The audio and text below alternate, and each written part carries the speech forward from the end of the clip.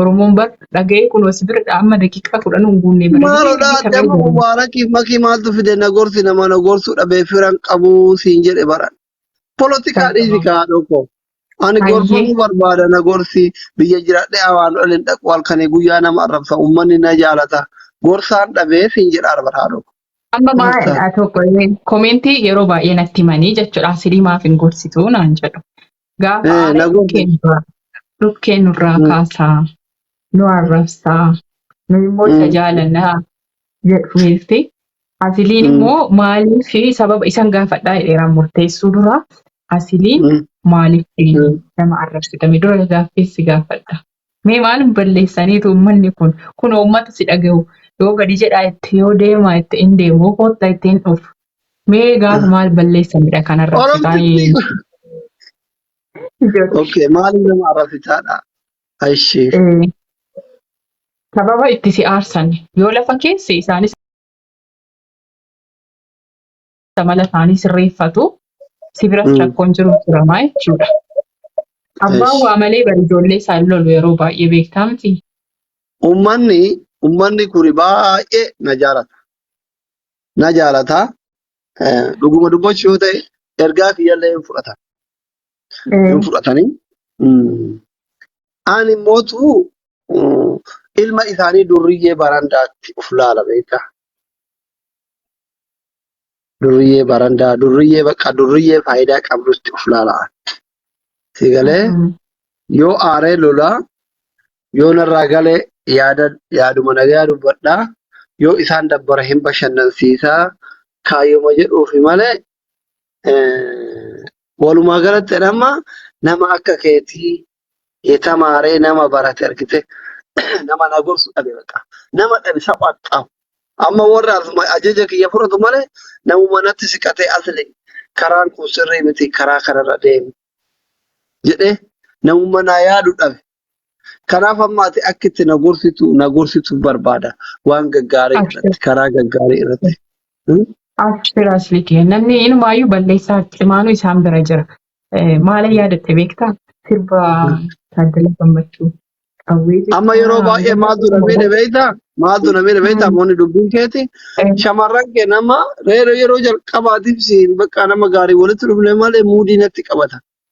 Jaarsa raffisanii fa'aa jaarsa bira fa'aa ta'anii akka jaarsa jaraa kanatti yoo argina waraanu si jaalannaa mana qabnaa makiinaa qabnaa maqaa keetti jijjiirraa manaamni naan jira nama takka yoo argite samoonii mana miliyoona tokko tuqaa sagalii qabeettee sa'aa meeqaa sirraa iyyite kaleessa amma boonaa koonaan jettee miira keessa nagalchite asii doolaarii qabu jawaala keessa akkas akkasee leenca kana kennaafi onnee kana kennaafi.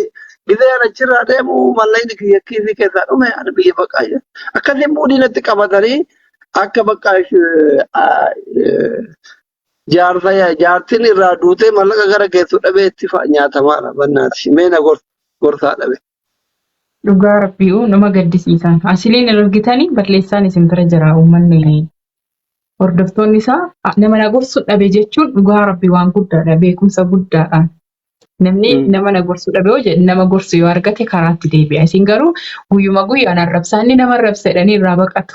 Nama arrabsu wajjiniin ta'anii haasa'anii gorsisanii karaatti deebisu. Malee yoo baqatan namni sun ittuma caalaa akka wannoon jira beektee qawwee jechaanii galaatuma wayyaa galaata shiffinii ba'aadhaafi malee ilma jechaan maraatuma wayyaa maraataa hin jibbinii maqaadhaafi malee jedhu.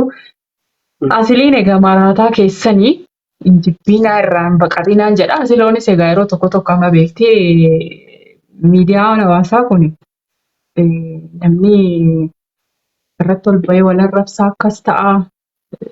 Imeejii yookiin wannoo badaa wayii ta'aniiru. Kun madda maali? Ana bira jirta si. Saudiin finne har'a. Bishaan nuura guddinatiin bakka bishaanillee ga'e kun hin jiru haayilaandii guddaan. Anuma bira jirtee seerri. Dhugama dubbachuuf yoo ta'e ati jechuudha. Garaan kee dhagaa gurraacha caalaa jabaata. Namuma boojisuuf sooftii bishaan bira keessee taa'aa jirtaa miti yoo inni gaggabeetti qabu.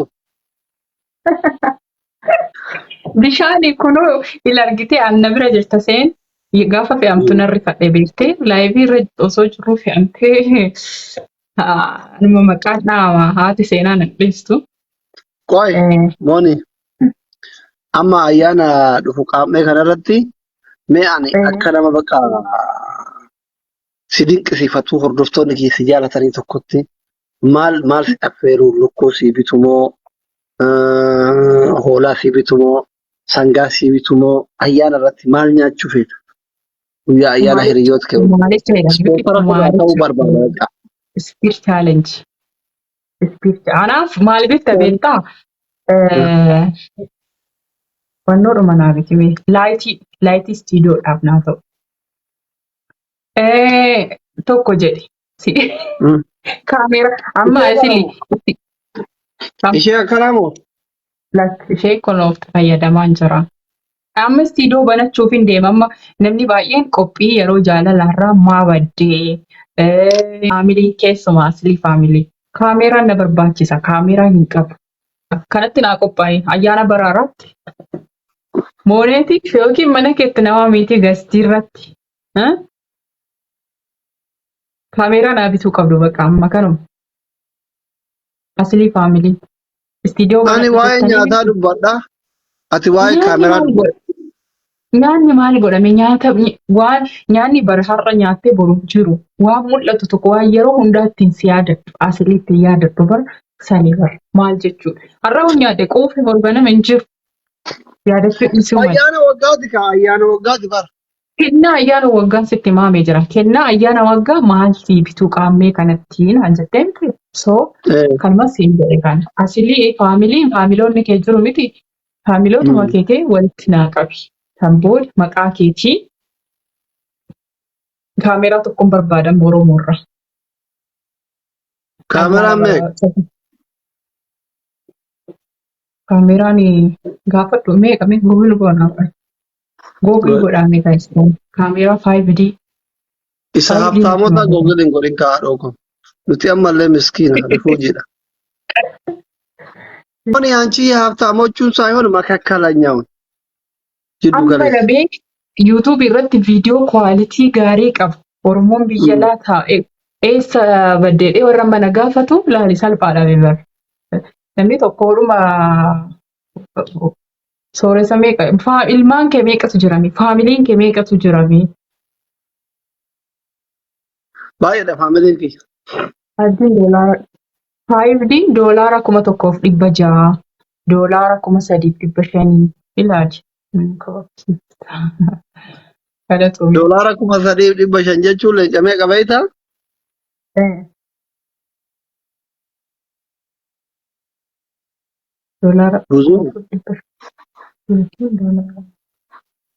Reediidhaan maateriyaaliitu keessa hin jiru malee.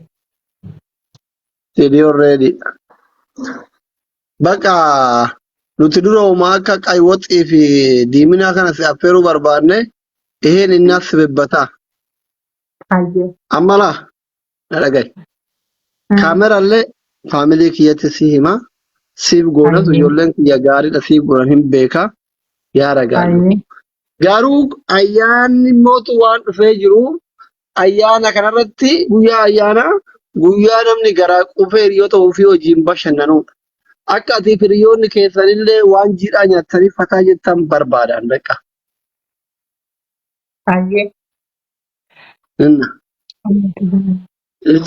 Mee saniif kaameraa rakkoon qabu ayyaana booda goona. Lakki ani shiroomaan oolettiniin ayyaana shiroon dabarsee kaameraan na haa bitamu yoo jettallee rakkoo miti. Garuu ani ati guyyaa ayyaanaa akka waan gaarii nyaattee hiriyoota keetillee nyaachiftee bashannantu barbaada. Maal jetta asirratti? Ayyaana yoo nyaadhes yoo nyaachuu baadhisan ayyaanaaf rakkoo hin qabu. Mul'ii kiyya dhadhee beela'ee dheebodhee kaameraan na bita.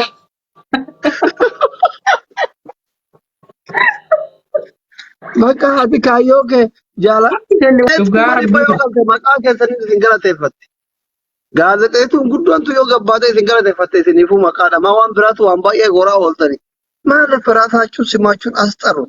Namni waan hin taane iyyuu dalagee waan gaarii dadhabe Feesbuukitti addunyaa irratti galmaa'aa bara. Seenaa galmeessaa. Bara baraan isin yaadatte hawaasa 200,000, 300,000, 400,000 miliyoona gadi 100,000 as lafaa bira gaheetti jetti bari hin dagatamu kun. Isa 10,000 gadda fooloo gootan isin dagatu. Guddaa na bira qabdu asilii faamilii hundi keessanuu foloo godhaa jiran akka. Kawenni yaa sololo sololo qilleensi raasuu sirba kanatti kan sirbaa jiru kun dhagaye. Badii kootu yaa jigaa koo rakkataa bineensi nyaatu maaliif giiftarii kiyyaallee maqaan solodha waan ta'eef keessa ta'uu qaba. Sololoon as dhufee.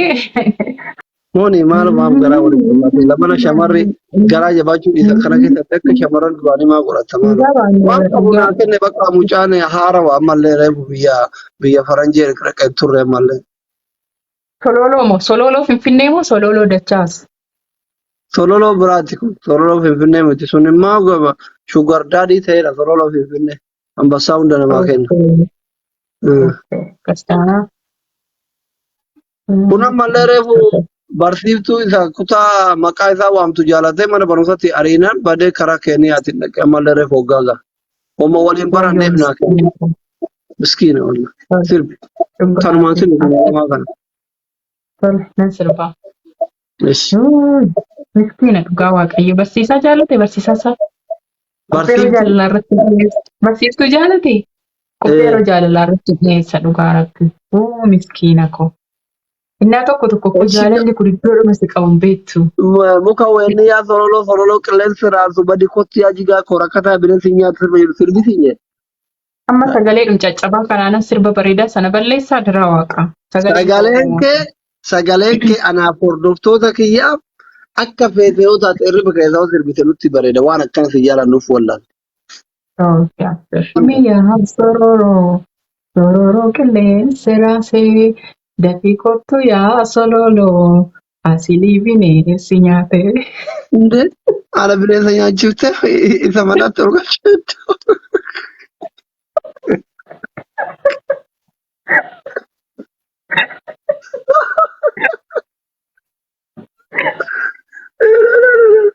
Ila nama 500 qofaan nuuf argite monet. Guys, nama 500 taate. Deemaa jechi kakeeki. Deemaa jechi. Maal ajaju? Keekii dhugaa rabbi ammas kan rabbi nan ajaja boru nan ajajaa. Ati fagooti fakkaate waan ijoolleen kiyya guutuu hin dandeenye sitti fakkaate. This my people is smart people. Dirqama kun. Dirqama kun. Faamilii kiyya kana jabeeffannaan faamilii kiyya kana jabeeffatte ati filannoo waggaa dhufuu irratti yoo mootummaaf dorgomte 100,000 fi miti jechuudha.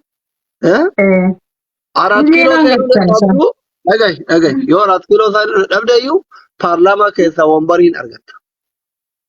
Bataam istrongi faamilii nu asli faamilii ማለት kolfidan dandeetti keessanii. Faamilii kun badaa wallahi dubbii kanatti namni isin sodaata bara. Ijoollee asli badaadha yaadima. Dandeetti makeessa Viidiyoo leenan dalagaa laayivii dhumarratti immoo nan fida keekii. Boruu galgala laayivii irratti qopheesseen fida. Duuqin goona nuti immoo faamiliin kiyya guutuun duu'isii goona. Ayyee abshir dursee keekee fidee viidiyoo jedhee gallakkisee sanbooda tamsaasa kallattiitii asli faamilii galateeffanna jechuudha dhugaa hedduu galata qabdu na boonsitanii jirtanii ulfaadhaan isinii jedha.